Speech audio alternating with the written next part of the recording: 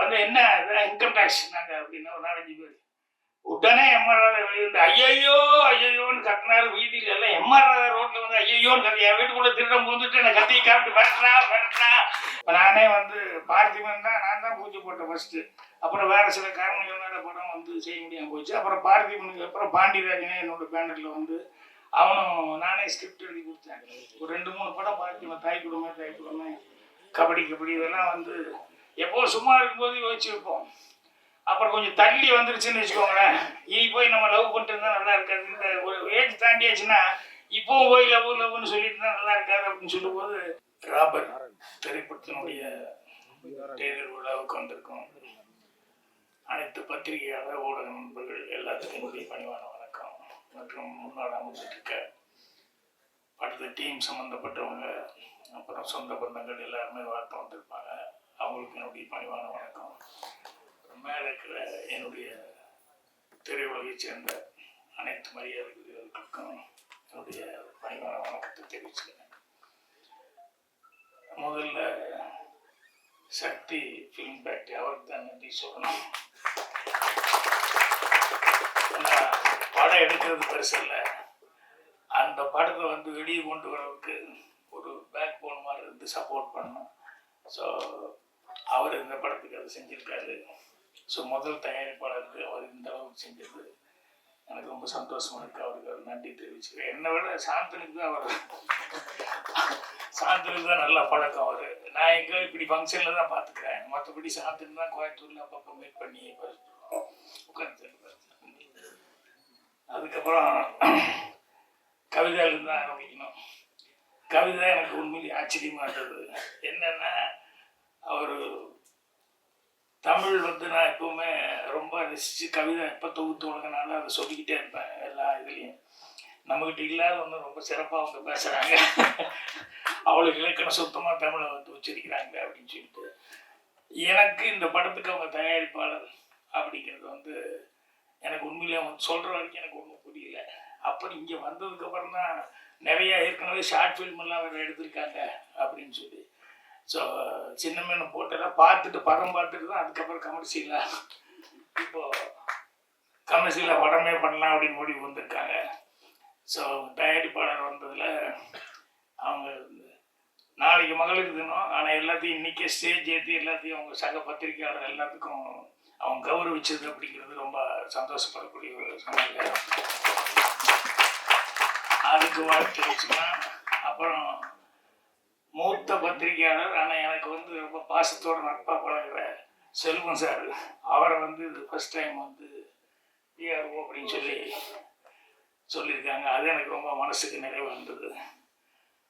அதே மாதிரி வந்து அவங்க பேசும்போது சொன்னாங்க, அவங்க நல்லா பேசுவாங்க. நல்லா பேசும்போது சொன்னாங்க, பாகிராஜ் சார் சொன்னாங்க, அது ஃபைட்டுக்கு போகக்கூடாது, நீங்கள் டான்ஸ் நினச்சிட்டு போகக்கூடாது, நீங்கள் நடிப்பு நினச்சிட்டு போகக்கூடாது நீங்கள் அப்படின்ட்டு ஒன்லி கவிதை அப்படின்னா இது எல்லாமே ஒரு மைனஸு அப்படிங்கிறத சொல்லாமல் சொல்லி கதையை மட்டுமே நினச்சிட்டு வாங்க அப்படின்னு சொல்லி எனக்கு பிரமாமா ஒரு வாழ்த்துப்பட்ட மாதிரி வாய்ச்சாங்க.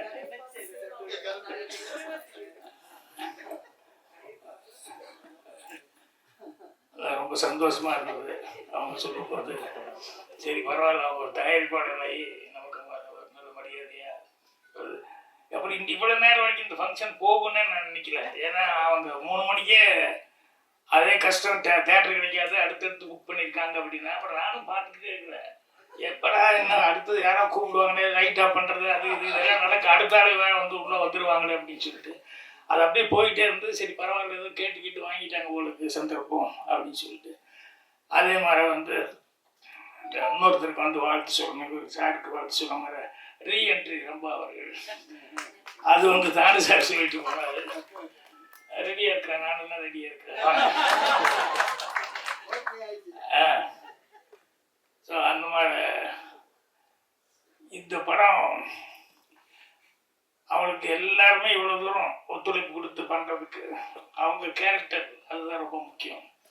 அது வந்து எனக்கு அவங்க கேரக்டரை வந்து எத்தனை பேர் பத்திரிகையாளர்லேருந்து எல்லாருமே வந்து சக நண்பர்கள் எவ்வளோ பேர் வந்து சும்மா ஒருத்தர் முன்னுக்கு வர முடியாது. எல்லாரும் ஆணுக்கு பின்னாடி தான் பெண்ணுமாங்க. இந்த பெண்ணுக்கு பின்னாடி பல ஆண்கள் இருக்கிறாங்க நிறைய பேர். அவங்க எல்லாருமே நல்ல விதத்தில் சப்போர்ட் பண்ணியிருக்காங்க. அது எனக்கு ரொம்ப சந்தோஷமாக இருக்குது. அப்புறம் இன்னொருத்தர் இவங்க பிரதர் கார்த்திக், எனக்கு பொறாமையாக இருந்தது. இவர் வந்து அவரை சொல்ல அவரை உடனே கூப்பிட இது பண்ண அப்படின்னு இருக்காரு. ஏன்னா எங்கள் அண்ணன் பெல்ட் எடுத்துகிட்டே துரத்துவார். சினிமா ட்ராமான்னு சொன்னாலே கோயம்புத்தூரில் சினிமா ட்ராமாவா அப்படின்ட்டு பெருசாக தடி கிடி என்ன இருக்குதோ எல்லாம் துரத்துவாங்க. இதெல்லாம் நம்ம செய்கிற வேலையா அப்படிங்கிற மாதிரி. அப்புறம் நான் சினிமாவுக்கு வந்ததுக்கப்புறம் தான் அக்செப்ட் பண்ணிக்கிட்டாங்க. ஆனால் எனக்கு இப்போ பாருங்கள், தம்பியை கொண்டு வரணும் அப்படிங்கிறதுக்காக வந்து அவர் எந்த அளவுக்கு சப்போர்ட் பண்ணியிருந்தா இதெல்லாம் கொடுக்கணும். அவங்களுக்கு பெரிய சப்போர்ட்டு, கவிதாவுக்கு பெரிய சப்போர்ட்டு. அப்புறம் அந்த மெட்ரோ படத்தில் நான் பார்த்தேன், அதில் கொஞ்சம் ஒரு ஒரு நல்ல ஃபோர்ஸான ஒரு கேரக்டராக வந்து பண்ணியிருப்பார். இங்கே பார்த்தா அது சம்மந்தமே இல்லாமல் உட்காந்துருக்கேன். என்னை விட இன்னும் சென்டாக உட்காந்துருக்கேன். எதுவுமே பேசாத அளவுக்கு சைலண்டாக நான் வந்ததுலேருந்து அந்த படத்தில் நான் பார்த்ததே வேறு மாதிரி இருந்தது. இதனால இந்த படத்தில் எப்படி இருக்கு அப்படின்னு. ஸோ உங்களுக்கு உங்கள் பிரதர் சிஸ்டர் எல்லாமே கிடைச்சது உங்களுக்கு ஒரு பெரிய கொடுப்பினை. அப்புறம் இந்த படத்தில் இன்னைக்கு இசை வெளியீட்டு இது டெய்லர் வெளியீட்டு விழாங்கிறதுனால ஜோவன் முதல் கொண்டு கேமராமேன் முதல் கொண்டு இதில் பணியாற்றின எல்லாத்துக்குமே என்னுடைய வாழ்த்துக்களை வந்து தெரிவிச்சுக்கிறேன். இது இம்ப்ரெஸ் அப்படின்னு சொல்லி கம்பெனி, இம்ப்ரெஸ் ஃபிலிம் ஃபேக்ட்ரி அப்படின்னாங்க. டைட்டில் ரொம்ப இம்ப்ரெஸ்ஸாக தான் இருக்குது. எல்லாம் ராபர் அப்படின்னு சொல்லக்கூடியது. என்னென்னா திருடன் அப்படின்னு சொல்லும்போது எனக்கு வரும்போது அப்படி யோசிச்சுக்கிட்டே வந்தேன். எனக்கு பிடிச்ச சில திருட்டு விஷயங்கள்லாம் ரொம்ப நான் ரசித்த விஷயங்கள். அது சிவாஜி சார் நடிச்சது ஒரு படம் இருக்கும். ஒரு ஆள் வர்றான், நகை பணமெல்லாம் எடுத்துகிட்டு வர்றான், அதை திருடணும், நாளைக்கு ஏதாவது நைட் டைமில் போய் எல்லாம் திருடலாம் அப்படின்னு சொல்லும்போது, இல்லை காலையில் 10:30 மணிக்கு தான் நான் எடுத்துகிட்டு கடைக்கு வர்றேன், 10:30 மணிக்கே திருடிடலாம், இங்கே அந்த ரோட்லேயே வச்சு திருடிடலாம் அப்படின்னு. இந்த ரோட்டில் வச்சு எப்படி திருடுவா அப்படின்னா, ஒன்றில் ஒரு கேமரா மட்டும் கொண்டு வாங்க அப்படின்னு சொல்லிட்டு 2 ஆளுகளை ஒருத்து கூட கொடுங்க அப்படின்னு சொல்லிட்டு அந்த சேட்டு வரும்போது இவர் உணர்ந்து கேமராவுக்காக வச்சு ரெடியாக 10 மணிக்கு வெயிட் பண்ணுவாங்க. ஜனங்கள்லாம் சேர்ந்துருவாங்க. என்ன சார்னா ஷூட்டிங்கு நீங்கள்லாம் கூட நடிக்கணும் அப்படின்னு. என்னென்ன இல்லை ஒருத்தர் வருவான், அப்போது நாங்கள் வந்து டக்குன்னு போய் நிறுத்தி பிளாக் பண்ணி அந்த பணத்தை எல்லாம் பொட்டியோட பணத்தையும் நகையும் தூக்கிட்டு ஓடுவோம். அப்போ அவன் ஐயோ திருடன் கட்டும்போது நீங்களாம் சேர்ந்து ஏன்டா வட்டிக்கு வட்டி விட்டு இவ்வளோ காசு சம்பாதிச்சுவேன், அதனால தான் அவன் காசு இப்படி அநியாயத்துக்கு போகுது அப்படின்னு சொல்லி நீங்களாம் அவனை பிடிச்சி ரொம்ப கம்மியாக அடித்து அவனை அப்படி உட்கார வச்சுருங்க அப்படிங்கிற மாதிரி சொல்லி சிவாஜி சார் திருடிட்டு போவார் திருடன் படத்தில். நான் ரொம்ப ரசிச்ச சீன் அது. புத்திசாலித்தனம் இருந்தது, அதே நேரத்தில் ப்ரெசன்ட் ஆஃப் மைண்ட் யூஸ் பண்ணி பண்ணுது. இதே மாதிரி ரியல் லைஃப்பில் கூட ஒன்று சொல்லுவாங்க. என்னென்னா இன்கம் டேக்ஸ் வந்து எல்லாருமே பேட்டியர் ஆகிருக்கும் இல்லையா, திடீர்னு வந்து நிற்கிறாங்க அப்படிங்கும்போது அது எம்ஆர்ஆர் வீட்டுக்கு கொடுத்தது இன்கம் டேக்ஸ் ஆஃபீஸர் வந்துட்டாங்க. வந்து என்ன இன்கம் டேக்ஸ் நாங்கள் அப்படின்னா ஒரு 4-5 பேர் உடனே எம்ஆர்ஆர் வெளியே வந்து ஐயோன்னு கத்தினாரு. வீதியில எல்லாம் எம்ஆர்ஆர் ரோட்டில் வந்து ஐயோன்னு கத்தி, என் வீட்டுக்குள்ளே திருடம் வந்துட்டு என்னை கத்தியை காப்பிட்டு மிரட்டுறா நீங்கள் தான் காப்பாற்றணும் ஜாங்க நம்ம எம்ஆர்ஆர் வீட்டில் உடனே என்ன பூந்து அடி. இன்கம் டேக்ஸ் எனக்கு அடி விழுந்துருக்கு, இவரை போட்டி படிக்கிற என்னென்னலாம் வச்சிருக்காரு அதெல்லாம் பத்திரமா காரில் எடுத்து வச்சு சேஃப்டியாக கொண்டு போயிட்டாரு. அன்னைக்கு இன்கம் டேக்ஸ் அன்னைக்கு தான், அதுலேருந்து தான் போலீஸ் இல்லாமல் எந்த வீட்டுக்கும் இன்கம் டேக்ஸ் கேட்க அன்னையிலேருந்து தான் போலீஸே வந்து இது பண்ண ஆரம்பித்தாங்க அப்படின்னா. அந்த மாதிரி திருடர்கள் அப்படின்னு சொன்னோம்னா அதுக்கு ஒரு பிரெயின் வேணும், வித்தியாசமாக என்ன திருடலாம் அப்படின்னு சொல்லிட்டு. இப்போ நானே நினச்சி பார்த்துக்குவேன். என்னென்னா இந்த முதல்ல திருடவன் வந்து அவன் கெட்டிக்கெடுத்தானோ ஏன்னா எவ்வளோ சேஃப்டியாக வைக்க முடியுமோ எல்லாமே சேஃப்டியாக வச்சுருப்பாங்க. ஆனால் இவன் மைண்டு வந்து ரொம்ப பிரமாதமாக அதை யூஸ் பண்ணி எப்படா அதை திருடிட்டு போகிறது அப்படின்னு சொல்லிட்டு ரொம்ப பிளான் பண்ணி கரெக்டாக போய் இவன் வந்து அடிச்சுட்டு போயிடுவான். அப்புறம் போலீஸ்காரன் வருவான். அவன் வந்து எப்படி நின்று பார்ப்பான், எந்த வழியாக உள்ளே வந்திருக்க முடியும், எப்படி வந்திருக்கணும், ரேகையெல்லாம் போகிறதுக்கு முன்னாடியே அது பழக்கமானவனா இல்லை புதுசாக தெரிஞ்சவனா அப்படின்னு சொல்லி பார்த்துட்டு இவனை வந்து போலீஸ்காரன் வந்து கரெக்டாக அவன் ரூட்டை கண்டுபிடிச்சி இவன் போய் அரெஸ்ட் பண்ணுவான். ஸோ அது இதை விட பெரிய திருடுறவனை விட பிரெயினுங்கிறது வந்து போலீஸ்காரனுக்கு. அதுக்கப்புறம் இது கோர்ட்டுக்கு வரும். அது லாயர் கேட்டுக்குவார். கேட்டு என்னென்ன திருடினேன் அப்படின்னா அப்புறம் போலீஸ் இப்படி பிடிச்சாங்க, அது மர்டர் கேஸ் ஏதோ ஒன்றை பிடிச்சாங்க. உடனே அந்த லாயர் அந்த கிரைமில் வந்து எதுவுமே நல்லா இருக்கும். ஸோ இந்த படம் ராபர்ட் அப்படின்னு சொல்லி இந்த டைட்டில் வந்து ஒன்றுமே எனக்கு ஸ்கிரிப்ட் வந்து வித்தியாசமாக பண்ணியிருப்பார் அப்படின்ட்டு. அதுக்கப்புறம் அனந்தகிருஷ்ணனுக்கு ஸ்பெஷலாக ஒரு நன்றி சொல்லணும். என்னன்னா அவருடைய அசிஸ்டண்ட்டுக்கு படம் கொடுத்து இந்த படத்தை டைரக்ட் வச்சுருக்காரு. அது பெரும்பாலும் அப்படிலாம் நடக்கிறது கொஞ்சம் கஷ்டமாக இருக்கும்.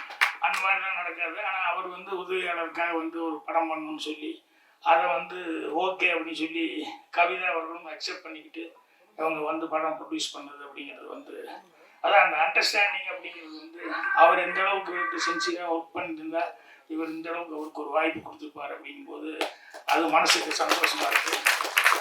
இது வந்து ஒரு ஆரோக்கியமான விஷயம் சினிமாவில். இப்போ நானே வந்து பார்த்திபன் தான் நான் தான் பூஜை போட்டேன் ஃபஸ்ட்டு.